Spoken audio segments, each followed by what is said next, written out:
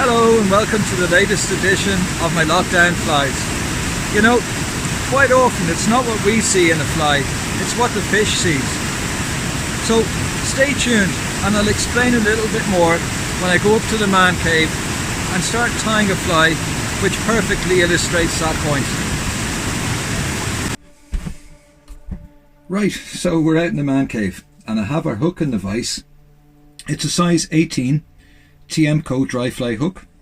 I've tied on our thread, and first thing I'm going to do is I'm going to tie in some peacock herl, or a strip of peacock herl, down one side of the hook shank.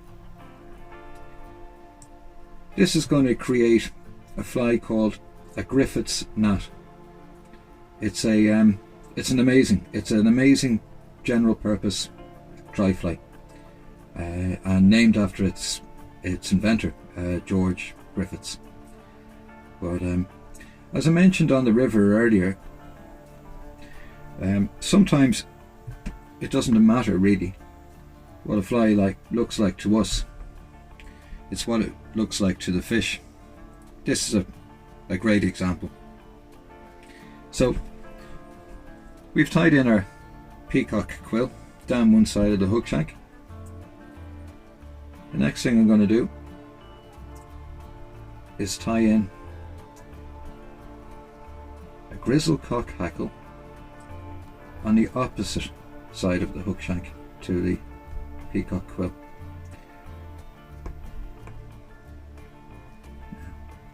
So I'm just going to wind my thread back up to the eye, or just behind the eye.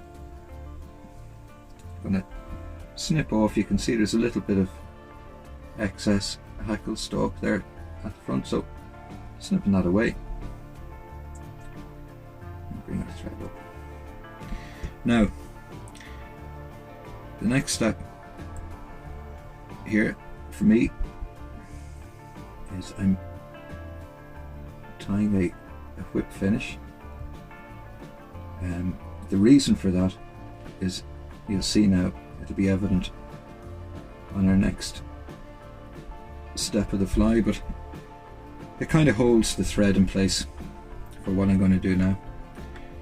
So I use a rotary vise, and because of that I can use the rotary capability of the vise to wind on our peacock quill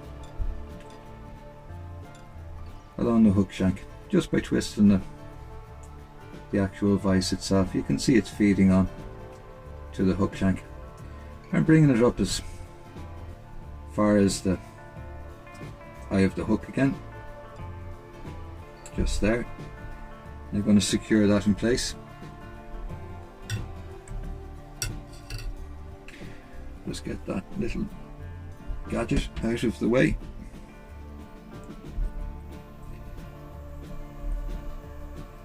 So about 3 turns of thread is sufficient to hold the peacock quill in place there. Just break it away. Now our next step is our hackle. So our grizzlecock hackle is wound, if you want to call it, or get technical, palmered style along the hook shank.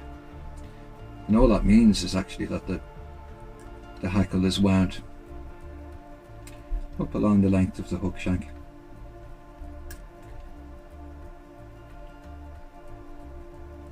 This creates a very natural footprint on the river, even though the fly doesn't resemble a particular insect or a specific insect. Those little fibres of hackle that protrude from the hook shank, when they stick through the surface film of the river, they must give the impression to trout of little insects' legs, little legs sticking through, the surface.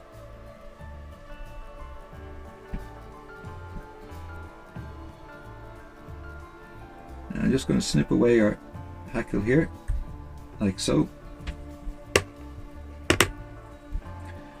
And I'm just going to add a couple of thread wraps here at the eye, just to tidy things up a wee bit. And we're going to finish with a whip finish. So again, it's 3 or 4 turns. Fine thread like this, 3 turns is usually sufficient. Thicker threads, you might need to do a few extra turns. But there we go. That's our Griffith's knot. A really super, general purpose dry fly. Matches an awful lot of insects, or could be an awful lot of insects to the trout. It's a fly that's got me out of jail once or twice.